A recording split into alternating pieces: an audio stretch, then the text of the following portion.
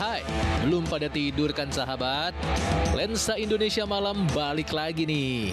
Tahu nggak, kalau di periode ini ada 23 anggota DPR RI dari kalangan selebriti yang ternyata memiliki kekayaan fantastis. Ini dia, 5 selebriti anggota DPR RI terkaya berdasarkan data dari LHKPN. Urutan kelima, ada Verrell Bramasta. Putra artis Vena Melinda yang baru menjajal dunia politik dan lolos menjadi anggota dewan ini ternyata memiliki kekayaan super loh sahabat. Bayangin aja, di usianya yang baru 28 tahun, salah satu anggota DPR RI termuda dari Partai Amanat Nasional ini memiliki kekayaan sebesar 51 miliar rupiah. Wah, impian anak-anak zaman now banget nih. Masih muda, tapi tajir melintir. Keempat, ada Denny Cagur. Komedian yang dikenal juga dengan sebutan Raja Gombal ini sebenarnya udah gabung ke PAN sejak 2020. Tapi di tahun 2023, Denny pindah ke PDIP dan ikut dalam pemilihan legislatif. Punya karir yang gemilang di dunia hiburan, ternyata membuat Denny Cagur memiliki kekayaan lebih dari 64 miliar rupiah. Wah, si Bang Jali kaya banget ya. Ketiga, ada Primus Yustisio. Lama tak nampak di panggung hiburan, Primus ternyata sibuk dengan kegiatannya sebagai wakil rakyat. Sepak terjangnya di dunia politik udah dimulai sejak gabung ke PAN tahun 2009. Sejak saat itu pula, dia menjadi anggota DPR dan selalu lolos sampai periode sekarang. Dan ternyata Primus juga jadi selebriti anggota DPR terkaya loh. Totalnya sampai 112 miliar rupiah. Keren ya, diam-diam konglomerat ternyata. Urutan kedua, ada Eko Patrio. Rekam jejak Eko di dunia perpolitikan Indonesia bukan kaleng-kaleng sahabat. Sejak memantapkan langkahnya untuk terjun ke dunia politik tahun 2009, Eko selalu lolos menjadi anggota DPR dari PAN. Dia pun menjadi salah satu selebriti anggota DPR terkaya dengan total kekayaan sebesar 131,52 miliar rupiah. Angka yang fantastis ya sahabat. Dan di urutan pertama, siapa lagi kalau bukan Ahmad Dhani? Siapa yang gak kenal dengan musisi legend ini? Selain mahir menciptakan lagu-lagu yang hits, Ahmad Dhani juga aktif di dunia politik. Sempat gagal saat jadi calon Bupati Bekasi tahun 2016, nggak matain semangat arek Surabaya kelahiran 72 ini sahabat. Dia ini resmi gabung jadi kader Gerindra di tahun 2017 dan sekarang lolos jadi anggota DPR. Ahmad Dhani pun jadi selebriti anggota DPR terkaya dengan total kekayaan mencapai 190,88 miliar rupiah.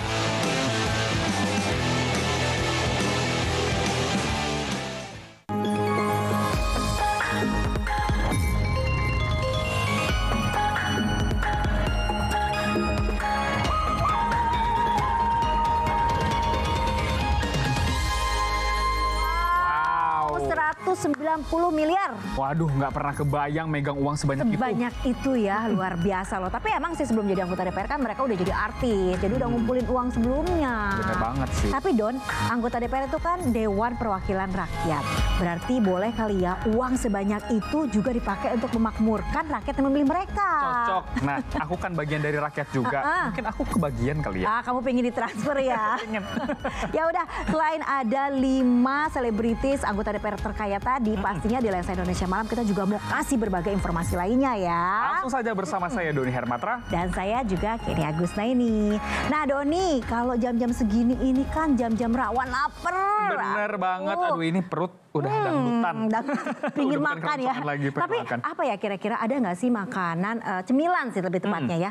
Cemilan yang mengenyangkan tapi nggak bikin gemuk.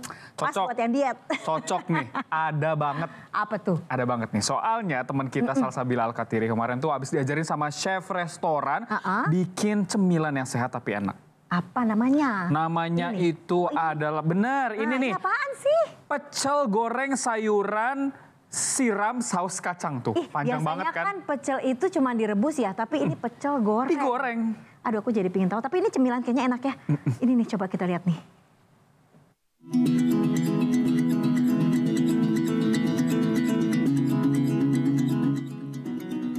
Sahabat RTV, saya punya sulap nih. Dari sayuran berubah menjadi pecel goreng. Nah, sahabat RTV penasaran gimana buatnya? Yuk, ikuti saya. Kali ini, Chef Johan, juru masak sebuah resort di Cisarua, mau berbagi resep pecel sayur yang nggak biasa. Nggak cuma direbus dan disiram bumbu kacang, tapi pecel kali ini juga digoreng. Ada 3 bahan utama yang harus kamu siapkan, sahabat. Seperti bahan kulit untuk lapisan pecel, sayuran, dan bumbu pecel. Langsung aja yuk kita buat. Pertama, kita olah dulu kulit pecel gorengnya ya, sahabat.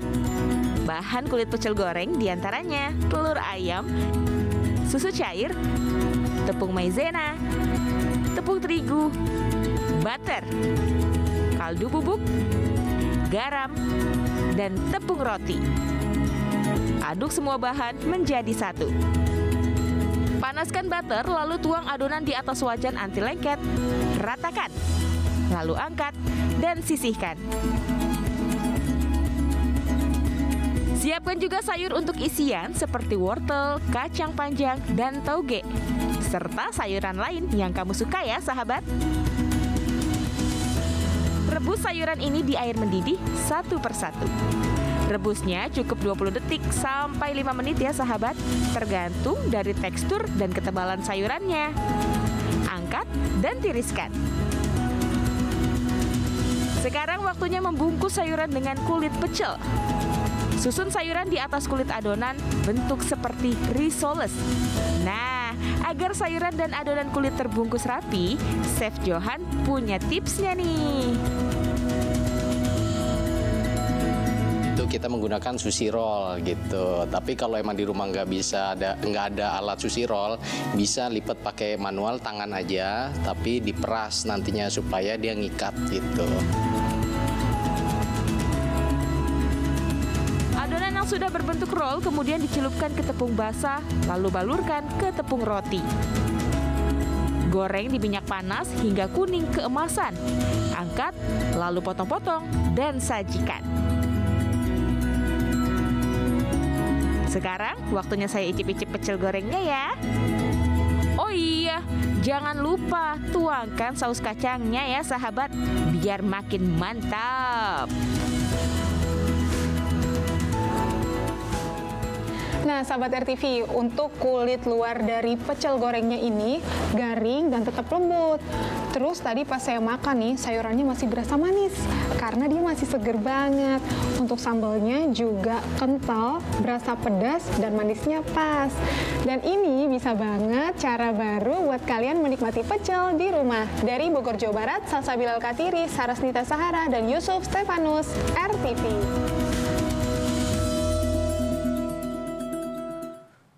Ngiler, aku lihat Bila makan. Tadi saus kacangnya kental banget. Bener, dan gampang lagi bikinnya. Besok langsung cus. Nah, kalau kayak gini sih ya, kayak jadi gini. pecel in the next level. Enggak pecel juga sih dong.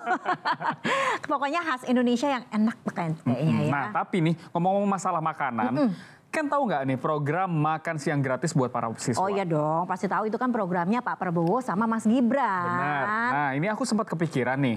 Ini kan aku punya ponakan yang lagi sakit, nggak masuk sekolah dong. Nah, kira-kira tetap dapat jatah makan gratis nggak ya? Nah, itu dia Don, itu yang banyak dipertanyakan sama wali murid. Soalnya kan itu sebenarnya udah jadi hak mereka ya. Jadi meskipun mereka nggak masuk sekolah karena sakit, mereka harusnya tetap dapat tuh makanan sehat. Apalagi namanya sakit kan butuh dong. Benar. Makanan sehat itu. Benar, apalagi kan kalau namanya pembagian makanan gratis ini kan udah disesuaikan sama jumlah siswa di kelas.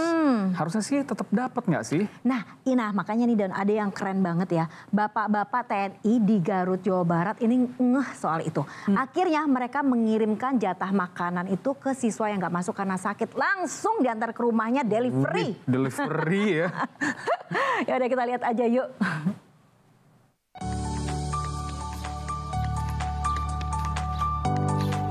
Wow, Wah, ada mas-mas TNI mampir ke rumah warga nih. Sambil bawa makanan lagi. Apa mungkin si mas TNI ini lagi ulang tahun ya? Bukan dong sahabat. Ini tuh salah satu cara yang ditempuh anggota Koramil Cilawu di kota Garut, Jawa Barat agar program makan siang gratis pemerintah untuk anak sekolah tetap dirasakan seluruh murid. Nah, kebetulan ada murid yang tidak masuk sekolah karena sakit.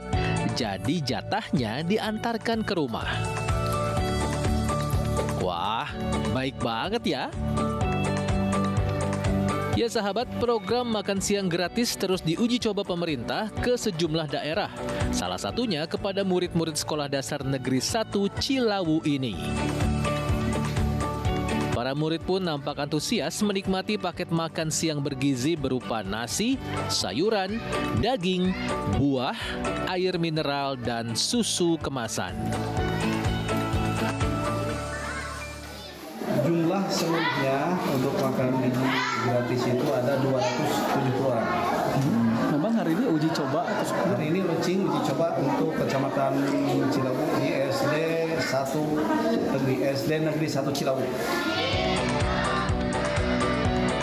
Pemerintah Kecamatan Cilawu sendiri masih menanti mekanisme baku yang akan diterapkan untuk menjalankan program makan siang gratis mulai awal tahun 2025. Dari Garut, Jawa Barat, Idrus Andriawan, RTV.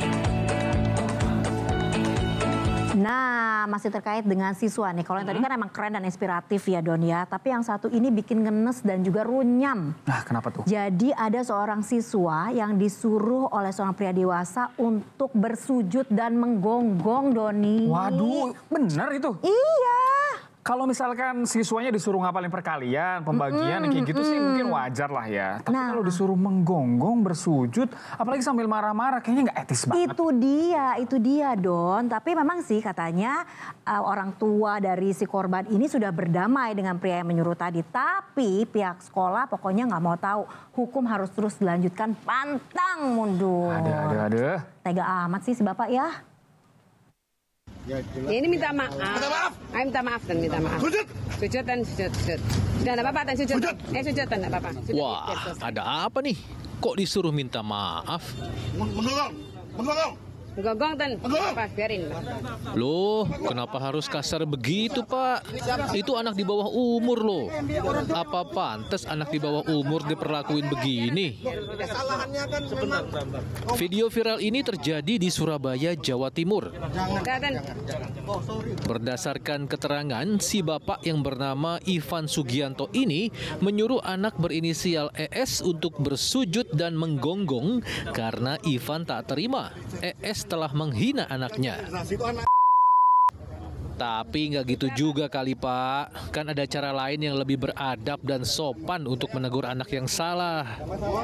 Kan kalau begini bukan selesai cepat, malah jadi tambah panjang urusannya. Ini minta maaf. Netizen juga ikutan komentar tentang aksi arogan ini. Bahkan ada yang nanya, udah kaya banget sampai nyuruh orang lain sujud. Ada juga yang memahami kenapa si bapak marah-marah, walaupun aksi sujud dan menggonggong itu berlebihan banget. Tapi ada yang sinis nih, bakal ada klarifikasi damai karena berduit. Dan ternyata aksi viral ini memang sudah sempat dikabarkan damai. Si bapak yang nyuruh sujud dengan orang tua korban sudah salaman tanda damai. Ini tadi juga sudah diselesaikan di sekolah. Ya, saya sebagai orang tuanya Excel, saya juga minta maaf jika ada perbuatan yang salah. Ini minta maaf. Tapi pihak sekolah tetap mau melanjutkan kasus yang menimpa siswa mereka ini karena hukum. Pihak Polrestabes Surabaya juga sudah memeriksa 8 saksi, tapi terlapor belum ditetapkan sebagai tersangka. Ini sudah diperiksa sebanyak 3 kali. 3 kali kan ya? Apa itu? Sampai saat ini masih kita dalami. Karena tadi itu menyangkut masa depan anak, ada proses Ya, ini minta maaf. Minta maaf dan minta maaf. Video viral ini terjadi karena korban diduga meledek anak Ivan. Saat ini korban trauma dan merasa terintimidasi serta berharap mendapat keadilan hukum. Dari Surabaya, Jawa Timur, Solihul Hadi, RTV.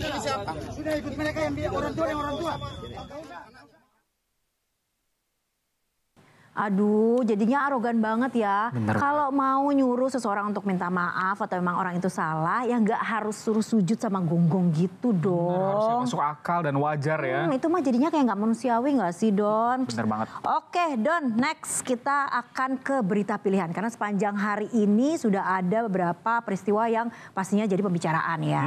Dan kita rangkum di berita pilihan ada dua nih. Yang pertama, ini soal istrinya Wakil Presiden, Selvi Ananda, yang akhirnya muncul ke publik nih. Betul. Kemudian yang kedua dari Padang Sidempuan, di mana ada seorang ayah yang meminta tolong sama presiden karena anaknya menjadi tersangka. Kira-kira tersangka apa ya? Tapi kita lihat dulu yuk berita pertama. Nih ada istrinya Mas Wapres ya, Mas Gibran, Mbak Selvi Ananda yang muncul di pembukaan bazar nih. Nah kira-kira Mbak Selvi ngapain aja di sana? Nah, apalagi ini adalah kemunculan pertama Selvi setelah menjadi istri Wapres. Kita lihat langsung aja yuk.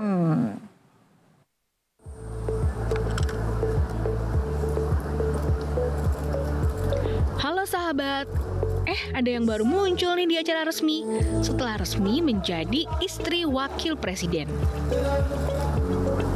Siapa lagi kalau bukan Selvi Ananda, istri Gibran Raka Buming Raka.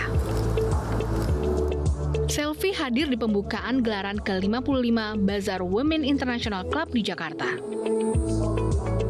Dan untuk pertama kalinya juga nih, Selvi berpidato di acara pembukaan bazar ini.